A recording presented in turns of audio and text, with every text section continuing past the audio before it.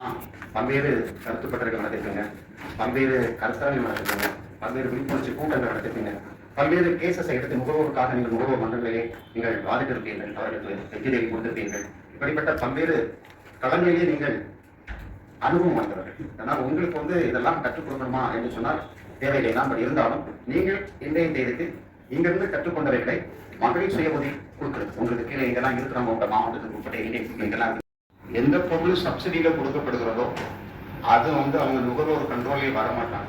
வியாபார நோக்கில் நடத்தப்படக்கூடியது மட்டும்தான் நுகர்வோருக்கு கீழே வருவாங்க.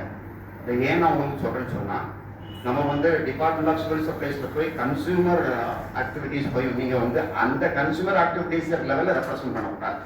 அதே நேரத்தில் ஒரு என்ன செய்யலாம், நீங்க போய் ஒரு பொதுமக்களுக்கு ஒரு நபராக நீங்க ரெப்ரசன்ட் பண்ணலாம். அது கன்சியூமர் இதுல வராது. நீங்க ஒரு சேவையா எடுத்து செய்யுங்க. பட் அது என்ன செய்யுது, அதுல வரவே வராது. ஏன்னா அவங்க பிஹெச்ஹெச் கார்டு, ஏஐஒய் கார்டுலாம் மத்திய அரசாங்கம் உங்களுக்கு இலவசமாக அந்த பொருட்களை தருகிறது. அவங்களுக்குன்னே ஒரு ஆக்ட் இருக்குது, நேஷனல் ஃபுட் செக்யூரிட்டி ஆக்ட் 2013 இருக்குது. அதுல நிறைய வரையறைகள் இருக்குது. அது ஒரு தனி டாபிக். அது நம்ம தெரியாம நம்ம அதுல போய் நம்ம மேக்சிமம் ஹெல்ப் பண்ணணும்னு சொல்லி நான் பண்ண பண்ணணும். பட் அது நுகர்வோர் இதுல வராது. நான் கரெக்டாக பேசுறேன்னா ஏன்னா நம்முடைய எதிர்கள் கரெக்டா தெரியும். ஏன்னா நீங்க வாலண்டரி கன்சூமர் ஆர்கனைசேஷன்ஸ் நீங்க போய் இன்னும் ஒரு ட்ரைனிங் கொடுக்கும்போது முக்கியமா இவன் பாருங்க, அவங்க இந்த ஒரு புக்கு கொடுத்துருப்பாங்க. அந்த public sector undertakings including government department also நல்லா கொடுத்துருப்பாங்க. அவங்களெல்லாம் கண்டிப்பா கம்பல்சரி அதுக்குள்ள தேவைப்பட்ட டிபார்ட்மெண்ட் ஆரம்பிச்சு அவங்க ஏன்னா அவங்க ப்ராஃபிட் மோட்டிவ்ல செய்யறாங்க. அவங்க டெஃபிஷியன்சி சர்வீஸ் இருக்குது.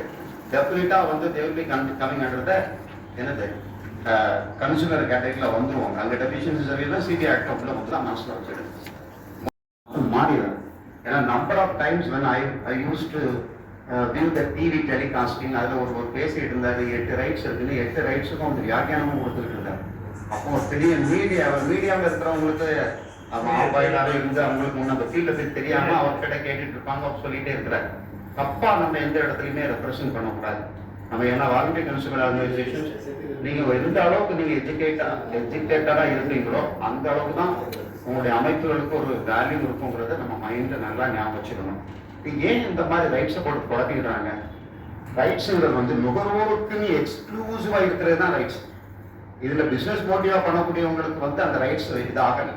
டொமஸ்டிக் பர்பஸுக்காக, ஓன் பர்பஸுக்காக நம்ம எந்த பொருளை வாங்குறோமோ அதுல டெஃபிஷியன்சி சர்வீஸ் இருந்தாலோ அதுனா அந்த சர்வீஸ் ப்ரொவைடர் மூலமா ஏதாவது இருந்தாலும் தான் நம்ம என்ன செய்யணும், சர்வீஸ் கேட்டகரி வரும். இது எந்த கேட்டகரிலையும் வராது. வாங்கி திருப்பி வித்தாலும் வராது. செகண்ட் டைம் ஒரு பொருளை வெளிநாட்டில் ஒரு வேலை பார்த்துட்டு இருந்தானா அவன் வெளிநாட்டுல இருந்து ஒரு பொருளை கொண்டு வரும்போது நம்ம ஆட்கள்லாம் ஊருக்காரன்னு போய் ஏய் என்னடா பொருள் கொண்டு வந்திருக்கான் பாருங்கன்னு சொல்லிட்டு அப்படி ஒரு மோகத்தில் இருந்த காலகட்டங்கள். எந்த பொருளா இருந்தா ரொம்ப லிமிட்டடா இருக்கும். வெளியே இருந்து இவனும் ஒர்க் பண்ணி ஒரு குறிப்பிட்ட அளவு எந்த பொருட்களை கொண்டு வந்து அவன் தான் கொண்டு வந்தான். வெளி தொடர்புகள் வியாபாரங்கள் நமக்கு கிடையாது. Boundary within our nation.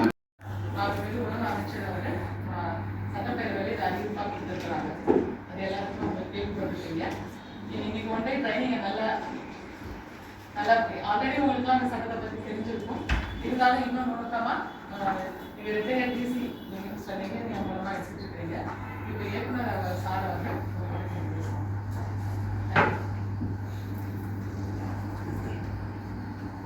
இங்கே வந்திருக்கின்ற அனைத்து தன்னார்வ நிறுவனர்களும் மற்றும் அங்குக்குரிய இணை ஆணையர் மற்றும் துணை ஆணையர் மற்றும் உதவி ஆணையர் உள்ளிட்ட அனைத்து அரசு அலுவலர்களுக்கும் வணக்கத்தை தெரிவித்துக் கொண்டு, எல்லாருக்குமே தெரியும், உணவு மற்றும் உணவுப் பொருள் வழங்குத்துறையுடைய அமைச்சர் அவர்களால் 2024-25 ஆண்டிற்கான மானிய கோரிக்கையின் போது அறிவிக்கப்பட்ட அறிவிப்பினை தொடர்ந்து நுகர்வோர் பாதுகாப்பு சட்டம் 2019 சிறப்பு அம்சங்களை உள்ளடக்கிய நுகர்வோர் உரிமைகள் மற்றும் பொறுப்புகள் குறித்த விழிப்புணர்வினை அனைத்து ஊராட்சி மற்றும்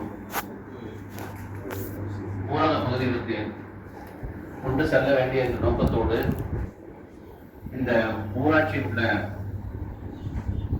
மகளிர் சுய உதவி குழுக்களுடைய உறுப்பினர்களுக்கு சிறப்பான பயிற்சி அளிக்க வேண்டும் என்ற அடிப்படையில் இந்த அறிவிப்பு வெளியிடப்பட்டு அதன் அடிப்படையில் இந்த தன்னார்வ நுகர்வோர்களுக்கு ஒரு மாஸ்டர் ட்ரெயினர் மாதிரி இங்கே பயிற்சி அளித்து நீங்கள் எல்லாம் மாவட்டத்தோடு சென்று அங்கே உள்ள மகளிர் சுய உதவி குழுக்களுக்கு பயிற்சி அளிக்க வேண்டும் என்ற நோக்கத்தோடு அதன் அடிப்படையில் நேற்று முதற்கட்ட பயிற்சி நடைபெற்று இன்று இரண்டாம் கட்ட பயிற்சி நடைபெற்றுக் கொண்டிருக்கின்றது. இந்த பயிற்சியை பொறுத்தவரையில் இருந்த அனுபவம் வாய்ந்த துணை ஆணையர்கள், இணை ஆணையர்கள்லாம் உங்களுக்கு பயிற்சி அளிக்க இருக்காங்க.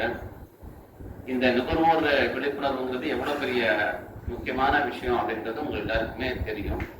அதன் அடிப்படையில் இந்த பயிற்சியிலே கலந்து கொண்டிருக்கின்ற உங்கள் அனைவருக்கும் முதற்க நன்றியை தெரிவித்துக் கொண்டு நீங்கள் இந்த பயிற்சியை நல்ல முறையில் எடுத்துக்கொண்டு சென்று உங்களுடைய கருத்துக்களை எல்லாம் மகளிர் சுய உதவி குழுக்களுக்கு மூலமாக உங்களை கேட்டுக்கொண்டு விடைபெற்று நன்றி.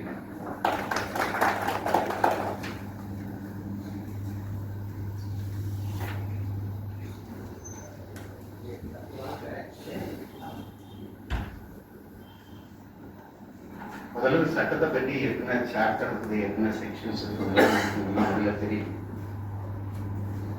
சட்டங்கள்ல நிறைய லீகல் வேர்ட்ஸ் நிறைய இருக்கும். அது முடிஞ்ச அளவுக்கு அதையும் நீங்க தெரிஞ்சுக்கிட்டீங்கன்னா தான் பெட்டரா நீங்க நிறைய கேஸஸ் கோர்ட்ல கேஸ் பண்ணும்போது உங்களால நிச்சயம் சொல்ல முடியும். நான் 2 பார்ட்டா எடுக்கிறேன். ஃபர்ஸ்ட் பார்ட் உங்களுக்கு இந்த ஆக்டை பற்றி சொல்றேன். செகண்ட் பார்ட் நாம சொல்லும்போது அந்த மகளிர் சுய உதவி குழுக்களுக்கு எப்படி கொண்டு சேர்க்கணும். நீங்க இந்த ஆக்டை பற்றி இப்படியே பேசிட்டு இருந்தீங்கன்னா அவங்களுக்குலாம் ஒன்றும் தெரியாது. அவங்களுக்கு ஏன்னா அவங்க நிறைய ஊமானத்தோட சொல்லுவேன். அதை நீங்க பாசிட்டிவா மைண்ட்ல செட் பண்ணிட்டீங்கன்னா நீங்க பிரசன்டேஷனுக்கு உங்களுக்கு ரொம்ப ஹெல்ப் ஆகும். இப்போ ஒருவேளை நீங்க திரைப்படங்கள்லாம் நிறைய பார்த்துருப்பீங்க இல்லையா? சரி, திரைப்படங்கள் பார்த்தவங்களை உங்களுடைய அப்சர்வேஷன் ஒன்னே ஒரு கேள்வி கேட்கிறோம்னு சொல்லுங்க. பெஸ்ட் ஸ்கிரீன் பிளே ரைட்டர்னு உங்களுடைய வாழ்க்கையில நீங்க யாரும் சொல்லுங்க. திரைக்கதை அமைப்புல இவர மாதிரி ஒரு ஆள் கிடையாது அப்படின்னு யாராவது சொல்ல முடியுமா? பாக்யராஜ். ஒன்லி 1% இன் இந்தியா அவர்தான். அவரை மாதிரி ஒரு ஸ்கிரீன் பிளே ஒன்றும் அமைக்க முடியும். அந்த நாட்களில் ஒரு படம் பார்த்துருப்பீங்க. அதுல ஒரு கரு ஒரு லைன் தான். மௌனத்தினங்கள் ஒரு படம் இருக்கும், கரு ஒரு லைன் தான். முந்தானை முடிச்சு ஒரு படம் இருக்கும், கரு லைன் ஒரே ஒரு லைன் தான். ஆனா அவர் அமைக்கிற ஸ்கிரீன் பிளே பார்த்தீங்கன்னா அவ்வளவு பிரமாதமா அந்த ஸ்டோரி. அது ரொம்ப முக்கியமான ஒரு காரியம் என்னன்னா டெஃபினிஷன்ஸ். இந்த டெஃபினிஷன்ஸ் ரொம்ப முக்கியம். நீங்க அந்த ஆக்டுக்குள்ள போகும்போது ஒவ்வொரு வார்த்தைகள்ல ஒரு பெக்யூலரா ஒரு டேர்ம் வருதுன்னா அது என்ன அப்படிங்கறத எங்க டிஸ்கஸ் பண்ணுவாங்க? சாப்டர் 1 பிரிலிமினரில டிஸ்கஸ் பண்ணுவாங்க. சாப்டர் 1 பிரிலிமினரில என்ன இருக்குது? டெஃபினிஷன்ஸ் இருக்குது. அந்த டெஃபினிஷன்ஸ் இப்ப என்னன்னா அட்வர்டைஸ்மெண்ட் அப்படின்னா என்ன மாதிரி எல்லாம் கொடுக்கிறது? அட்வர்டைஸ்மெண்ட் பேப்பர்ல வருது, டிவியில கொடுக்கிறது, இல்லைன்னு சொன்னா இணையதளத்துல கொடுக்கிறது, நிறைய இருக்கு. அதெல்லாம் சட்டப்பூர்வமா அழகா அதுல கொடுத்துருப்பான். அட்வர்டைஸ்மெண்ட்னா என்ன, சென்ட்ரல் அத்தாரிட்டினா என்ன, இப்படி ஒவ்வொரு கன்சியூமர்னா என்ன, எல்லாத்தையும் டிஃபைன் பண்றது எங்க, அவங்களுக்கு என்ன உரிமைகள் இருக்குது, எல்லாத்தையுமே சாப்டர் 1. அப்படின்னா அந்த சாப்டர் 1 நீங்க தரவா கத்துக்கிட்டால் மட்டுமே ஆக்டுக்குள்ள போகும்போது கம்ஃபர்ட் சோன்ல அதை படிக்க முடியும். நம்ம கம்ஃபர்ட் சோன்ல படிக்க முடியும். நம்ம சிம்பிளா ஒரு வார்த்தை சென்ட்ரல் அத்தாரிட்டினா என்னன்னு போயிடும். ஆனா அந்த அத்தாரிட்டினா என்னங்கிறத நீங்க அங்க படிச்சாதான் நமக்கு என்ன செய்யும் தெரியும். நமக்குன்னு ஒரு தனியா ஒரு நாலெட்டு வச்சுப்போம், நம்மளே யோசிப்போம், இப்படி இருக்கும் அப்படி இருக்கும் நம்ம நினைச்சுக்கிடுவோம். ஆனா அந்த டெஃபினிஷன்ஸ்ல இருக்கிறது மட்டும்தான் கோர்ட் ஆஃப் லாவில் என்ன செய்யும். அதனால டெஃபினிஷன்ஸ் எத்தனை இருக்குன்னா 47 டெஃபினிஷன்ஸ். மொத்தம் 8 சாப்டர், 107 செக்ஷன்ஸ். அதுல 47 என்ன இருக்குது? டெஃபினிஷன்ஸ் இருக்குது. இதெல்லாம் இன்டெப்தா நீங்க நல்ல நாலஞ்சு கூட என்ன செய்யணும், முதல்ல படிச்சிடணும். இது சாப்டர் 1. சாப்டர் 2 நான் ஏற்கனவே சொன்னேன், கன்சியூமர் ப்ரொடெக்ஷன் கவுன்சில்ஸ். என்னது? Consumer protection councils. இந்த கன்சியூமர் ப்ரொடெக்ஷன் கவுன்சில்ல யாரு ஹெட்டா இருப்பான்னு பாத்தீங்கன்னா, சென்ட்ரல் கவர்மெண்ட்ல இந்த கன்சியூமர் அஃபேர்ஸ் யாரு பாக்குறாங்களோ, எந்த அமைச்சர் பாக்குறாங்களோ அவர்தான் சேர்பர்சனா இருப்பாங்க. அவங்க தான் என்ன இருப்பாங்க? சேர்பர்சனா இருப்பாங்க. அவங்களுக்கு கீழே அந்த எமினன்ட் பர்சனாலிட்டிஸ், அந்த கன்சியூமர் விதத்துல எமினன்ட் பர்சனாலிட்டிஸ் எல்லாம் அவங்க இருப்பாங்க. இந்த கன்சியூமர் ப்ரொடெக்ஷன் கவுன்சில்னா என்னங்கிறத நீங்க நல்லா முதல்ல புரிஞ்சுக்கிடுங்க. ஒரே லைன்ல புரிஞ்சுக்கிட்டா இது அட்வைசரி பாடி. இது என்னது? ஒரு அட்வைசரி கமிட்டின்னு எடுத்துக்கலாம், ஒரு அட்வைசரி பாடின்னு எடுத்துக்கலாம். இவங்க தான் நம்மளுடைய கன்சியூமருக்கு வந்து ப்ரொடெக்ஷன், அவங்களுக்கு டெஃபிஷியன்ட் சர்வீஸ் எல்லாம் பார்க்கறது எதுதான் இவங்களுடைய தலைமையில் தான். உதாரணமா நம்ம சொன்னா ஒரு குறிப்பிட்ட காலகட்டத்துல நுகர்வோருக்கு இப்போதைக்கு இருக்கக்கூடிய 2019 சட்டம் சில ஏரியாக்கள்ல சில லாக்னோ இருக்குது, டெக்னிக்கல் லாக்னோஸ் இருக்குது, அப்ப அந்த அமெண்ட்மெண்ட் போடணும் அப்படின்னு அவங்க நினைச்சாங்கன்னா என்ன பண்ணுவாங்க? அவங்க டிசைட் பண்றது யாரு? கன்சியூமர் ப்ரொடெக்ஷன் கவுன்சில், இந்த அட்வைசரி பாடி இருக்கு இல்லையா, அவங்க பண்ணுவாங்க. அவங்க பண்ணி தான் அதுக்கு பிறகு எங்க போகும்? அந்த டிபார்ட்மெண்ட்டுக்கு போய் பிரைம் மினிஸ்டருக்கு போய் என்ன வரும்? அது அமெண்ட்மெண்ட் போட்டுருவாங்க. இல்ல 1-2 அமெண்ட்மெண்ட் போட்டு பிரயோஜனம் இல்ல, ஒட்டுமொத்த சட்டத்திலே நிறைய மாற்றங்களை ஏற்படுத்த வேண்டும் என்று நினைத்தால் 1986 சட்டம் எப்படி 2019 ரீப்ளேஸ் ஆச்சு அது மாதிரி ஆக்கிடும். அப்ப அவங்க தான் அட்வைசர் பண்ணும். நீங்களோ நானோ you can send the proposal. ஒருவேளை ஸ்டேட் கன்சியூமர் ஸ்டேட் கவுன்சில் இருக்கு இல்லையா, CPC consumer protection council centre, state consumer protection council இருக்கா இல்லையா, அது இருக்கு. டிஸ்ட்ரிக்ட் கன்சியூமர் ப்ரொடெக்ஷன் கவுன்சில் இருக்கா இல்லையா, அதுவும் இருக்குது. இப்ப இவங்களை நான் நினைச்சு டப்புன்னு அமெண்ட்மெண்ட் எல்லாம் என்ன செய்ய முடியாது, போட முடியாது. இவங்க இத மாதிரி ஒண்ணு இருக்குன்னா நீங்க இதை எங்க கொண்டு போகலாம்? அரசாங்கத்துக்கு நீங்க என்ன செய்யலாம்? கொண்டு போகலாம். அந்த அமைச்சர் அதை வச்சு அந்த கன்சியூமர் ப்ரொடெக்ஷன் கவுன்சில் அட்வைசரி கமிட்டியை வச்சு அவங்க முடிவு பண்ணி அமெண்ட்மெண்ட் போடலாமா, இந்த ஆக்டே என்ன செய்ய ரீப்ளேஸ் பண்ணலாமாங்கிறது முடிவு பண்ணக்கூடிய நல்ல கன்சியூமர் ப்ரொடெக்ஷன் அத்தாரிட்டி சாப்டர் 3. அடுத்தபடியா பேரலா இன்வெஸ்டிகேஷன் விங்னு இருக்கும்.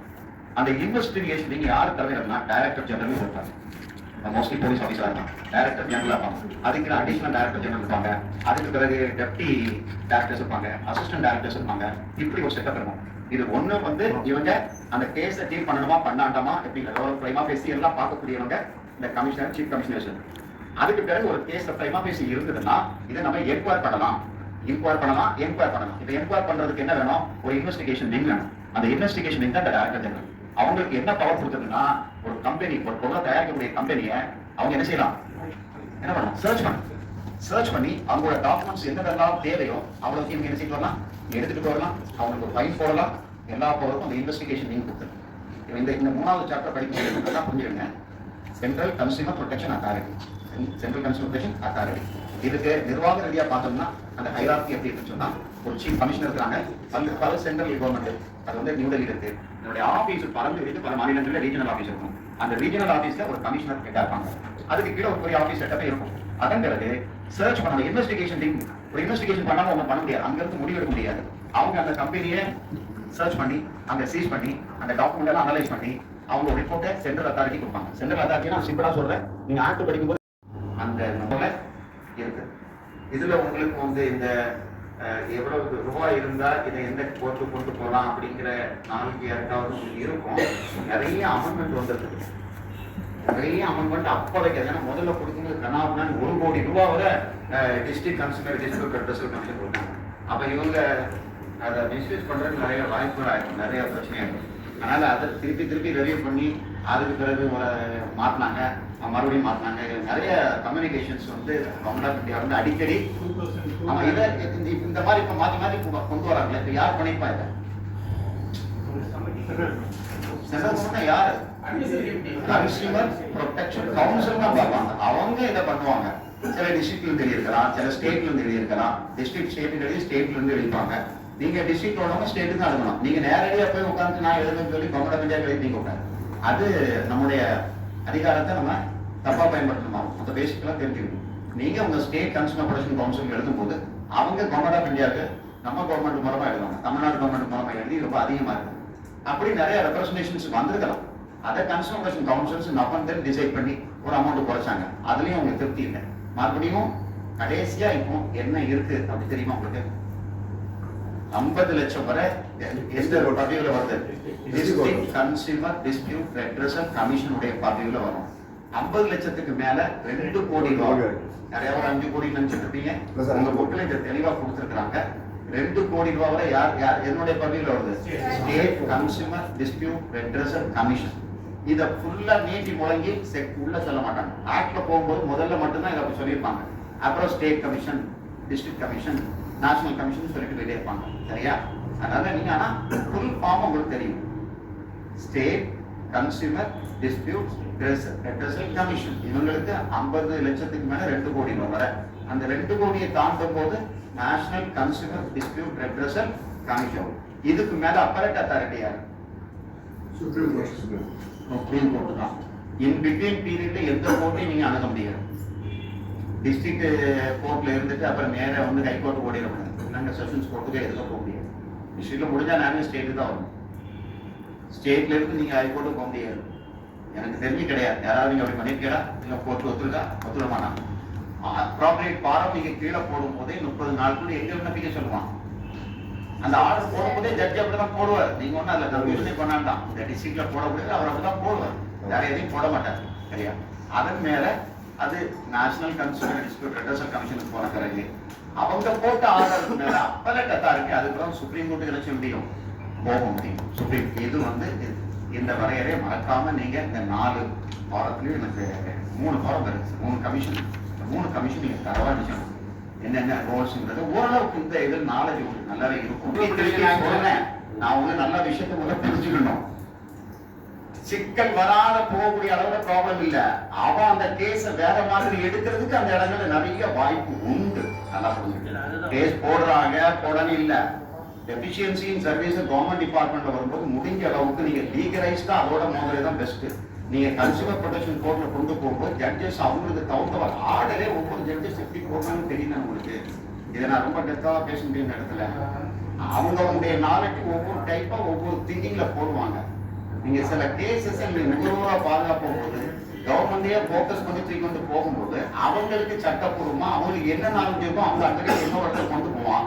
கேஸுக்கு தீர்வே வராம தான் போகுங்கிறது என்னுடைய தாழ்மையான கோர்ட்டு கொடுத்ததை வந்து இடப்பட்ட எந்த கோர்ட்டும் தலையிட முடியாது. அப்படின்னா இனிஷியல் ஸ்டேஜ்ல அந்த கேஸை எப்படி அந்த ஜட்ஜி வந்து அனலைஸ் பண்ணி அக்செப்ட் பண்ணுங்கிறது அது அவரா வாங்கி வச்சுட்டு அவரா போட்டுக்கிட்டு வேற எங்கேயாவது அந்த கேஸ் ரிலேட்டடா இருக்குன்னா அவர் இனிஷியல் ஸ்டேஜ்லயே அட்மிஷன் ஸ்டேஜ்லயே சொல்லணும். இதை நீங்க முறைப்படி இங்க போயிட்டு வாங்கன்னு சொல்லணும். அட்மிஷனை கொண்டு வரதுக்குள்ள அவங்க பண்ற தப்புகள் அது ரிஃப்ளெக்ட் ஆகும். அதை நீங்க என்கிட்ட தெளிவா ஒரு கேஸை கொண்டு கொடுத்து என்கிட்ட சொல்லுங்க, நான் உங்களுக்கு கரெக்டா கைட் பண்றேன். இப்போதைக்கு இருக்க சட்டப்பூர்வமா டிஸ்ட்ரிக்ட்டுக்கு பிறகு அந்த இதுக்கு மேல யாரும் ஹைகோர்ட்டுக்கோ செஷன்ஸ் கோர்ட்டுக்கோ போக முடியாதுங்கிறத தெளிவா சொன்னேன். அதுதான் சட்டம். அதுக்கு பிறகு அதை நேரே கொண்டு போகவே ஸ்டேட்டு தான் கொண்டு போகணும். அதுக்கு பிறகு நேஷனல். எப்போ கோர்ட் ஒன்று வருதுன்னா after analysing the entire history of the case, then only you have to take up before approaching the concerned courts, rather appropriate court. அதுக்கு பிறகு அந்த appropriate court அனலைஸ் பண்ணுறாங்க. நம்ம என்ன சொல்றோம், prima facie அப்படின்னு நம்ம சொல்றோம். இது ரொம்ப முக்கியம். அது உங்களுக்கு தெரியல, உங்களுக்கு கிளாஸ் நீங்க சொல்லணும். சரிதானே? இப்போ இந்த 3 சிஸ்டம் தெரிஞ்சுட்டா நான் சொல்றேன் தவறு. பஞ்சாயத்துன்னு சொல்லலாம். there is a difference between panchayat and கட்ட பஞ்சாயத்து. பஞ்சாயத்துனா என்ன?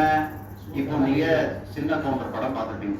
அதுல ஒரு ஜட்ஜி ஒரு கிராமம் வழியா போயிட்டு இருக்கிறாரு. ஒரு டிரைவர் 2 கேரக்டர் பண்றாங்க.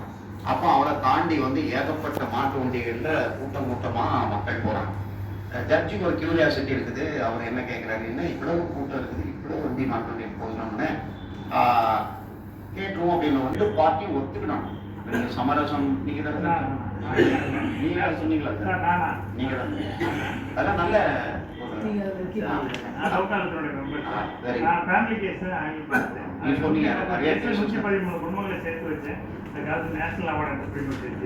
Very good. ஒரு குடும்பத்தை நம்ம கூட 8 மணி வரைக்கும் கூட பேசி ஜட்ஜஸ் எல்லாம் கூட சொன்னாங்க. எதுக்கு இவ்வளவு டைம் எடுத்து முடிக்கணுமா அப்படின்னாங்க. அது 3 சிட்டிங் தான், 5 சிட்டிங்லாம் கூட கேஸ் முடிச்சு. ஏன்னா அங்கேயும் அவங்கள வந்து பேச சொல்லுங்க. எங்க ஃபேமிலி கோர்ட்லயும் இது முடிஞ்ச அளவு பேசிட்டு வாங்க. வேணுமா எந்த ஜட்ஜுமே மனசாட்சியுள்ள ஜட்ஜஸ் ஃபேமிலி கோர்ட்டுக்கு போகும்போது ஒரு கப்பலை பிரிச்சு வைக்கணும்னு ஆசைப்படவே மாட்டாரு. எனக்கு I have lots of friends இந்த judges category. Justice JD Jagadish சந்திரான்னு இருக்கிறார். ஜேடி ஜெகதீஷ் சந்திரா நம்ம தூத்துக்குடி. அவர் என்னுடைய க்ளோஸ் ஃப்ரெண்ட். ரைட் ஃப்ரம் 1990 இருந்து எனக்கு க்ளோஸ் ஃப்ரெண்ட். அவர் அடிக்கடி பேசணும். அப்போ அவர் ஓப்பனாக சொல்லணும். அதனால ஒரு குடும்பத்தை பிரிக்கிறதே எங்களுக்கு ரொம்ப ரொம்ப கஷ்டமா இருக்கும். அதனால நாங்கள் நீங்கள் நல்லா பேசிட்டு வாங்க. பேசிக்கோங்க. உங்க அம்மா அப்பா எவ்வளவு கஷ்டப்படுவாங்க, 2 குடும்பம் எவ்வளவு கஷ்டப்படும் அப்படின்னு எல்லாம் அவங்களும் ஜட்ஜஸ் வந்து 1986 ஆக்ட்ல கிடையாது. 86 ஆக்ட்ல ப்ராடக்ட் லைபிலிட்டி கிடையாது. ஆனா எதுல இருக்குது? 2019 ஆக்ட்ல இருக்கு. This is a wonderful thing. Product liability பத்தி நான் ஏற்கனவே சொன்னேன். இதை பத்தி பேசணும்னா நான் ஹவர்ஸ் டுகெதரா பேசி ஆகணும். அவ்வளவு இருக்கு. உங்களுக்கு இதுல நிறைய புரியாத காரியங்களும் இருக்கு. நீங்க அவ்வளவு ஈஸியா என்னுடைய இங்கிலீஷை படிச்சு இதை பண்ண முடியும். நம்மள கொஞ்சம் காம்ப்ளிகேட் பண்ண மாதிரி இருக்கும். ஆனா நீங்க இந்த ப்ராடக்ட் லயபிலிட்டி அப்படின்னா மைண்ட ஒரு செட் பண்ணிடுவீங்க. நீங்க நுகர்வோர் பாதுகாப்புல இருக்கிறனால அதை படிக்கும்போது இப்படிதான் இருக்குங்கிறது உங்களுக்கு மைண்டுக்குள்ள ஒரு சின்ன பொறி தட்டதான் இருக்கும். அதனால ஓரளவுக்கு நாளைக்கு நீங்க படிக்கணும். ப்ராடக்ட் லயபிலிட்டினா ஒரு ப்ராடக்டை யார் தயாரிக்கிறாங்களோ அதுக்கு பிறகு அந்த தயாரிச்சு அடுத்த ஒரு டீலர்கிட்ட வரும். அந்த டீலர்ல இருந்து என்ன வருமோ அதை செல் பண்ணுவான். அந்த ப்ராடக்டை ஒருவன் ப்ரொமோட் பண்ணுவோம் ஆர் என்டாஸ் பண்ணுவோம். எல்லாருமே வந்துடும். இவங்க எல்லாருமே எதுக்குள்ள அடக்கமாயிடுவாங்க, இந்த ப்ராடக்ட் லைபிலிட்டிக்குள்ள வந்துருவாங்க. இவங்க மேல ஹெவி ஃபைன் போடலாம், ஜெயிலுக்குள்ள தூக்கி வைக்கலாம், ஃபைனும் போடலாம். இம்ப்ரிசன்மெண்ட்டும் உண்டு. என்னது அதை ஃபைனும். ஃபைனுன்னா கொஞ்சம் நெஞ்ச ஃபைன் கிடையாது. சிவில் கிரிமினல் கேஸ்ல இல்லாத அளவுக்கு ஃபைன் அமௌண்ட் மேக்சிமம் 50 லட்சம் ரூபாய் வர இருக்கு. அப்படி லைஃப் இன்வெஸ்ட்மெண்ட்டே கொடுக்குறாங்க. இந்த ப்ராடக்ட் லைபிலிட்டினா என்ன வரும்? அதுல மேக்சிமம் 2 விஷயம் இருக்கு. ஒன்னு அடல்ட்ரண்டா இருக்கும். அடுத்தது ஸ்பியூரியஸ் சொல்றோம்ல, தரங்கெட்ட பொருட்கள் ஸ்பியூரியஸ். அடல்ட்ரேஷனுக்கும் ஸ்பியூரியஸுக்கும் வித்தியாசம் உண்டு. அடல்ட்ரேஷன் என்ன? ஒரு பொருள்னா இந்த பொருள்ல என்னெல்லாம் இருக்குது அப்படிங்கறது அவன் சொல்ல வேண்டிய கடமை. அது நல்லா தெரியும் தானே. இப்ப ஒரு பொருளை தயாரிக்கிறவன் அந்த பொருட்களில் என்ன என்ன இருக்கின்றதுங்கிறதை அவன் சொல்ல வேண்டிய கடமை. அதை சொல்லவில்லை என்றால் நீங்க என்ன செய்யலாம்? ஆக்ட் மூலமா கேட்டு தெரிந்து கொள்ளலாம். அப்ப அந்த சொல்லக்கூடிய பொருளை தாண்டி வேற ஏதாவது இருந்தால், இல்லை என்றால் அவங்க வேற ஏதாவது பொருள் இருக்கும். அப்படி இருந்தால் அடல்ட்ரேஷன். என்ன ஒண்ணு, ஒரு பொருளை போடும்போது ஒரு குவாலிட்டியில போடணும். சப்ஸ்டாண்டர்ட் மெட்டீரியல்ஸ் அதுல இருந்தா அதுவும் அடல்ட்ரேஷன் தான். அவன் சொல்லக்கூடிய விகிதத்துல அந்த பொருள் கரெக்டா இருக்கும். எல்லாமே டெஸ்ட்ல போய் தான் வரும். அவங்க போடக்கூடிய எல்லா ப்ராடக்ட்டுமே டெஸ்டிங் ப்ராசஸ்ல போய் தான் வரும். அதுக்கு லெபரட்டரி இருக்குது. நீங்க லெபரட்டரினா என்னன்னா செக்ஷன் இந்த ப்ரிலிமினரி பார்க்கணும். What is laboratory? நான் சொல்றேன். ஒரு மருந்து பொருள் நம்ம சாப்பிடுறோம், ஒரு டயபெட்டிக் வந்து வரும். ஸோ அதனால ஒரு டெஃபிஷியன்சி வருது அப்படின்னா நம்ம கடைக்காரங்க மேல அது வந்து பண்ணணுமா, இல்லை மேனுஃபேக்சரர்ஸ் மேல? நான் சொல்றேன், எல்லாரும் வருவாங்க. 4 பேர் வரும். நல்லா சொல்லிக்கிறேன். பில்லு வாங்க மேல மட்டும் தான் போடுறோம். எல்லாரும் வருவோம். அந்த பொருளை தயாரித்தவர், அந்த பொருளுடைய டீலர், அப்புறம் அந்த பொருளை விற்றவர், அந்த பொருளுக்காக யாராவது என்டாஸ் பண்ணிருப்பாங்க. என்டாஸ்னா என்னது? ப்ரமோட் பண்ணிருந்தோம். நான் இந்த பொருளை வந்து நீங்க பயன்படுத்தினா இப்படி ஆயிடுவீங்க, அப்படி ஆயிடுவீங்க. உதாரணத்துக்கு அதுதான். உதாரணத்துக்கு இப்போ ஒரு பொருளை எடுத்துட்டு சொல்றாங்க. என்ன சொல்றாங்க? நீங்க இதை போட்டாங்க சொன்னீங்கன்னா என்ன செய்யாது? அவன் சொல்லுவான் இது உங்க வீட்டுக்கு தான் பயன்பாடு போட்டிருப்பாங்கன்னா அதை பொருளை நீங்க ஃபேக்டரியில் பயன்படுத்தி நீங்க இப்படி நிறைய அதில் உள்ள இருக்கும். நீங்க படிச்சு பாருங்க. உங்களுக்கு தெரியலன்னா அதை என்கிட்ட கேளு. ஸோ அவன் எதெல்லாம் நிற்காதுன்றதையும் நம்ம அதில் போட்டிருப்போம். இப்போ ஒரு உதாரணத்துக்கு நீங்க வந்து முதல்ல 6 என்னது ரைட்ஸ் இருக்கு. அது ஃபர்ஸ்ட் ரைட் என்னது? ரைட்ஸ் என்னது? சேஃப்டி. இதை எப்படி சிம்பிளா கீழே நல்லா வந்துருங்க. கடைசியில தான் இருக்குது. பாட்டத்துல தான் அப்படியே போயிட்டே இருங்க. அதுல வந்து வர பாருங்க. அஃபென்சஸ் அண்ட் பெனல்டிஸ் இருக்கும் பாருங்க. அதெல்லாம் கீழே போயிட்டே இருக்கு பாருங்க. நீங்க சொல்லுங்களேன், இதுல எந்த அளவுக்கு நீங்க தெரிஞ்சு வச்சிருக்கீங்கன்னு பார்ப்போம். சிலிண்டர் வந்து எதுல வருது? ப்ராடக்ட் லைபிலிட்டி தெரியுதா உங்களுக்கு? நல்லா தெரியுது. அது என்ன இன்சூரன்ஸ் கவர் ஆகுது? 50 lakhs. என்ன அதுதான் அந்த insurance policy under product liability policy. நீங்க the moment you are registering yourself as a consumer in a local gas agency, ஆட்டோமேட்டிக்கா அப்பவே உங்களுக்கு இன்சூரன்ஸ் கவர். நீங்க இன்னைக்கு போய் நீங்க வந்து உங்களுடைய டாக்குமெண்ட்ஸ் என்னவோ கொடுத்துட்டு அந்த பதிஞ்சிட்டீங்க, முடிஞ்சு போச்சு. உங்களுக்கு ஒரு நம்பர், கன்சூமர் நம்பர் கொடுத்தாங்கன்னா நீங்க ஆட்டோமேட்டிக்காவே என்னதான் இருங்க அந்த இன்சூரன்ஸ் உங்களுக்கு கவர் ஆகும். அப்போ அது ப்ராடக்ட் லைபிலிட்டி. அந்த டெத் நடந்த நாள் அதுக்கு 10 லட்சம் ரூபாய் கொடுத்துரும். எவ்வளவு ரூபா கொடுக்குறான்? 10 லட்சம் ரூபாய் கொடுக்குறான். இப்போ நீங்க ஒரு டெத் இந்த மாதிரி நடந்ததுன்னா ஆஸ் அ சூடு கன்சியூமர் வாலண்டரி கன்சியூமர் ஆர்கனைசேஷன் உள்ளவங்க ஆக்டிவிட்டிஸ் ஆகுதுன்னா நீங்க அதை எடுத்து கொண்டு போக முடியும் உங்களால். ஆனால் அதே நேரத்தில் போறதுக்கு முன்ன எங்கெங்கெல்லாம் நிக்காதோ அதெல்லாம் முதல்ல நீங்க டிஸ்கஸ் பண்ணணும். எப்படி நிக்காது? நீங்க ரெஜிஸ்டர்ட் ப்ரமிசஸ், இப்போ நீங்க ஒரு குறிப்பிட்ட அட்ரஸ்ல தான் நீங்க பதிவு பண்ணிட்டீங்க. அந்த இடத்துல அந்த சிலிண்டர் இருக்கும் போது என்ன செய்யணும்? ஆக்சிடென்ட் அக்கரன்ஸ் நடந்திருக்கும். அப்போ உங்களுக்கு கவலை. நீங்க தப்பா அதை பயன்படுத்துறீங்கன்னா காலாவதியான டியூப், காலாவதியான ரெகுலேட்டர் இதுகளை நீங்க பயன்படுத்திட்டீங்கன்னா நிக்காது. அதனால நல்லா புரிஞ்சுக்கணும். இப்போ நீங்க அந்த சிலிண்டர் காலாவதியானது இருந்தா நீங்க ரிப்போர்ட் பண்ண முடியும். எப்படி கண்டுபிடிக்க தெரியுமா உங்களுக்கு? தெரியுமா உங்களுக்கு? அதான் நீங்க தெரிஞ்சுட்டீங்க, நான் சொல்லல. அதுல சிலிண்டர்ல இந்த 3 ராட் இருந்தாச்சுன்னா அது பர்சனல் உள்ளது, 4னா கமர்ஷியல் உள்ளது. உங்களுக்கு தெரியும் அந்த 3ல ஏதாவது ஒரு இடத்துல ஆல்பா நியூமரிக் நம்பர் இருக்கும். ஏனா ஃபர்ஸ்ட் குவார்டர், பினா செகண்ட் குவார்டர், சினா தேர்ட் குவார்டர், டினா ஃபோர்த் குவார்டர். சரிதானே? அதுல வந்து இப்ப ஏ நீ போட்டு அப்புறம் என்ன போட்டுக்கணும்? A024 A24 போட்டா என்ன அர்த்தம்? 2024 மார்ச் வரை சொல்ல முடியாது. ஸோ அப்ப இதுகளெல்லாம் நீங்க நல்லா தெரிஞ்சுதான் ஒரு கேஸே எடுத்துக்கணும். எனக்கு 10 லட்சம் ரூபாய் எனக்கு கொடுங்கன்னா கண்ணு முடிக்க எடுத்து போயிடும். இதுல அடுத்த ஆஸ்பெக்டை பார்க்காம போறதுதான் விளைவுகளே கேஸ்ல கிடந்து முட்டி கிடக்குது. அவங்களும் அட்மிட் பண்ணிடுவாங்க. அது உள்ள ரூட் காஸ் அனாலிசிஸ் நம்ம பார்க்கறது கிடையாது. அதனால போய் மாட்டிக்கணும். இப்போ இதை வந்து எடுத்துக்கணும்னா ஒரு நடந்து போச்சுன்னா ரெஜிஸ்டர் ப்ரமிசஸ் நடந்திருக்குது, இவன் கரெக்டா எல்லாமே வந்து ரெகுலேட்டர் வந்து காலாவதியாக இருக்குது.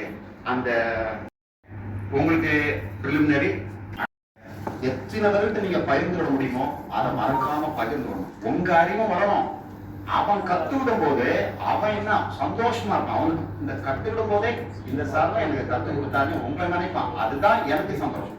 அப்படிதான் நீங்க இருக்கும். உங்களுக்குள்ளேயே எந்த நாளையும் வச்சுட்டு இருக்க நீங்க அப்படி இருக்க வாய்ப்பு கிடையாது. ஏன்னா இவர ட்ரெயினர், நீங்க நிறைய வந்து நீங்க கத்து கொடுத்துருப்பீங்க. இதை நான் உங்களுக்கு அனுப்பினா அப்படியே அனுப்புறேன். உங்களுக்கு ஒன்றும் பிரச்சனை கிடையாது. இதுல என்ன இருப்பாங்க, இது செக்ஷன் 89 செக்ஷன் ஆக்ட் என்ன சொல்லுதுன்னா, இதுக்கு இதுக்கு மேல இன்னொரு சிடி இன்னொரு ஸ்லைடு இருக்கு பாருங்க. என்ன மேல இருக்கும்? 88 பாவம் கீழே வரும்.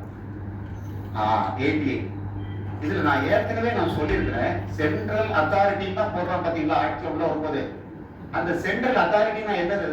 Central consumer protection authority. ஒவ்வொரு தடவையும் சென்ட்ரல் கன்சியூமர் ப்ரொடெக்ஷன் அத்தாரிட்டி போட்டுனா நீட்டி போடுற மாதிரி இருக்கும். அதனால அவன் கீழே வரும்போது முதல்ல சொல்லும்போது சென்ட்ரல் கன்சியூமர் ப்ரொடெக்ஷன் அத்தாரிட்டின்னு சொல்லுவான். கீழே வரும்போது சென்ட்ரல் அத்தாரிட்டின்னு சொல்லுவான்.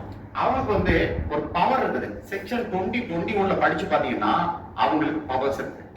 அவங்களோட கம்பெனி மேல ஒரு இது இருக்குன்னா அவர் நோட்டீஸ் அனுப்பி ஒரு இது போட்டான்னா அந்த நான் கம்ப்ளைண்ட்ஸ் ஆஃப் தட் டைரக்ஷன் வந்து அவன் சென்ட்ரல் அத்தாரிட்டி அவன் அதை கம்ப்ளைண்ட் பண்ணலன்னு சொன்னா என்ன தண்டனை இருக்கு பாருங்க.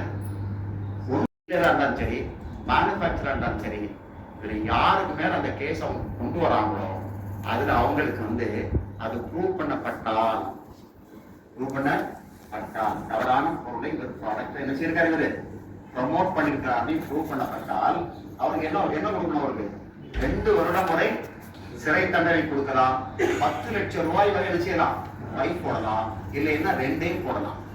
இல்லைன்னா என்ன செய்யலாம்? 2 போடலாம். இது என்னது? இது முதல் முறை. இது முதல். 2ஆவதும் அதே மாதிரி போய் நின்றாருன்னா என்ன? அடுத்தால அதுக்கு இங்க இருப்பாருங்க 5 வருட சிறை தண்டனையும் 50 லட்சம் ரூபாய் ஒரு ஃபைன் செய்யலாம். 5 வருடம் ஒரு சிறை தண்டனையும் 50 லட்சம் ரூபாய் ஃபைன் போடலாம். அப்படின்னா பாருங்க எந்த அளவுக்கு கடுமையா மிஸ்லீடிங் அட்வர்டைஸ்மெண்ட் கொடுத்துருக்காங்க. ஏன்னா இன்னைய தேதிக்கு இந்த உலகத்துல டிஜிட்டலைஸ்டு பிளாட்ஃபார்ம்ல நிறைய என்னதான் இருக்குது, இந்த மாதிரி தான் மிஸ்லீடிங் அட்வர்டைஸ்மெண்ட்ஸ் தான் இருக்கு. கொஞ்சம் நஞ்சம் கிடையாது, நிறைய அடுத்தாங்க அதெல்லாம் இருக்க சித்தரிக்கப்படும். அவன் போடுவான். நீங்க மிஸ்லீடிங் அவன் கீழே கொடுக்குற வார்த்தைக்கும் அது என்ன சொல்ல வருங்கிறதுக்கும் அர்த்தம் உண்டு. அதான் சொல்றேன். நீ நல்லா நீங்க ஒரு பொருளை வித்தது திருப்பி வாங்க முடியாது, நீ போட்டு வச்சா நிற்காதுங்கிறதெல்லாம் ஒரு காலத்துல இருந்து இல்லையா? அவன் என்ன வேலை பயன்படுத்தினாலும் நம்ம வந்து நிறைய அட்வர்டைஸ்மெண்ட் நடத்திருக்காங்க தெரியுமா உங்களுக்கு?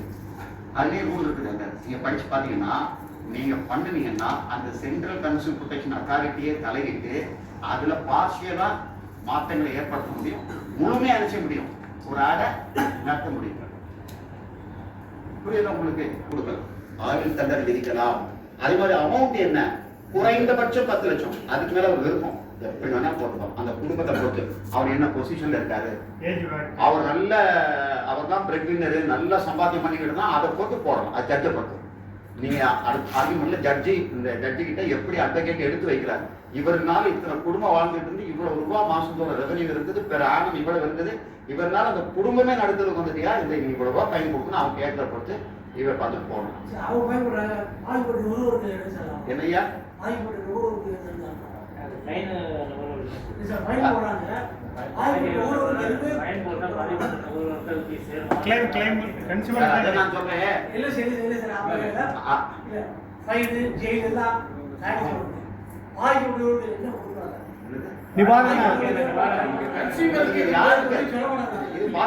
இது பாதிக்கப்பட்டவங்க தாங்க, கவர்மெண்ட்டுக்கு இல்ல, பாதிக்கப்பட்டவருக்கு.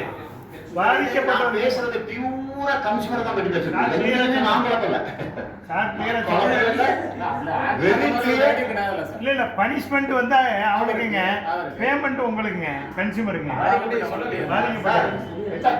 அந்த ஆர்டர் படிச்சு பாருங்க, பாருங்க, ஒண்ணும் இல்ல, சிம்பிளா இருக்கு. என்ன தெரியுமா பாருங்க, இம்ப்ளிமெண்ட் யாருக்கு, அந்த பொருள் அடல்ட்ரேஷன் பண்ணால எவன் மேல போறாங்களோ அவங்க வந்து நேரடியா நீங்க வந்து இம்போர்ட் பண்ணானா இம்போர்ட்டர் மாட்டுவான், இல்லைன்னா டீலர் மாட்டுவான், என்டாஸ் பண்ண மாட்டுவான், மேனுபேக்சர் மாட்டுவான், எல்லாருமே இருக்கு. நீங்க எந்த லெவல்ல ஆர்குமெண்ட் பண்ணும்போது சட்டத்தை வச்சு எப்படி போடணுமோ உண்டோம், எங்க வேண்டாலும் ஆளை போடலாம், உங்க விருப்பம் அது இருக்கு. 4 பேரையும் சேர்த்து போடலாம், அது அவங்க விருப்பம் இல்ல. அதுக்கு 6 மாசம் தண்டனை போட்டுன்னா அந்த மட்டும் இது வராது. அடல்ட்ரேஷன் இருக்க அந்த பி சி டி அப்படியே இங்க வந்துடும், ஏ மட்டும் கிடையாது. சரி, அடுத்த பாருங்க, சும்மா அப்படிங்க. அவரு இன்ஜுரி ஆயிருக்கு, ஆனா பெரிய அளவுல கிடையாது, அதுக்கு 1 இயரோ 3 lakhs ஃபீஸும். அது ப்ரீவியஸ் இன்ஜுரியா இருந்தா 7 years வர கொடுக்கலாம், 5 லட்சம் ரூபாயும் ஃபைன் போடலாம். சரியா? அடுத்தால ஒரு இறந்து போனாரு, அவருக்கு not less than 7 years life impression கொடுக்கலாம், அவர் 10 லட்சம் ரூபாய் ஃபைன் போடலாம். தேவைப்பட்ட 10 லட்சம் மேல எவ்வளவு ரூபாயும் ஃபைன் போடலாம், இறந்து போனவருடைய எக்கனாமிக்கல் ஸ்டேட்டஸை பொறுத்தா இருக்கும். சரியா? அதுக்கு தான் அந்த கிளாஸ் வச்சிருக்கான். ஏன் வச்சிருக்கான் அந்த வார்த்தையை போடுறான்னா, it is up to the person who was tight. அவன் எப்படிப்பட்ட ஆளுங்க அதுக்கு தோன்றோடு இருக்கும். வந்து அவனுக்கு கூட போட்டான்னு எனக்கு கூட போடான்னு சொல்லப்படுது. ஏன்னா அவங்க இழப்பீடுங்கிறது வந்து அந்த எந்த நபர் இறந்தாருங்கிறத பொறுத்து தான் இருக்குது. அதுக்காக தான் அதை நினைச்சிருக்காங்க, கொடுத்துருக்காங்க. அடுத்த சப்சிக்வெண்டா அதே மாதிரி நடந்தா அவ்வளவுதான், முடிஞ்சு போச்சு. டோட்டலா லைசன்ஸை கேன்சல் பண்ணி கொடுத்துருக்காங்க. லைசன்ஸே கேன்சல் பண்ணுவோம். பாருங்க சட்டம் எப்படி இருக்குன்னு பாருங்க. செயலாக்குறது வந்து அடுத்த இடத்துக்கு போங்க, அப்படி இரண்டாக்கி விடக்கூடாது. நான் சட்டத்தை மட்டுமே உங்களுக்கு இன்டர்பிரட் பண்ணிட்டு இருக்கேன். சரிதானே? ரைட்டு. ஸோ அவ்வளோதான். இதை கண்டால் போனோம். இது வந்து நீங்க படிச்சு பார்த்துட்டு நீங்க என்கிட்ட வந்து நீங்க அதுக்கு பிறகு வந்து ஏதாவது சந்தேகம் இருந்தா கேளுங்க. இந்த ஆக்டை பற்றி உங்களுக்கு நான் வந்து இந்த அஃபென்சஸ் அண்ட் பெனால்டிஸ் ரொம்ப முக்கியமானது, அதை நான் உங்களுக்கு சொல்றேன். இதே மாதிரி அந்த டைரக்டர் ஜெனரலுக்கு அத்தாரிட்டி உண்டுங்கிறத நான் சொன்னேன்ல, அதுதான் எடுத்துக்கிட்டா அது யாருக்குமே உங்கள்கிட்ட ஷேர் பண்ணிட்டேன். இப்போ அதை நடத்திடுமா போகும், அவர் சர்ச் பண்ண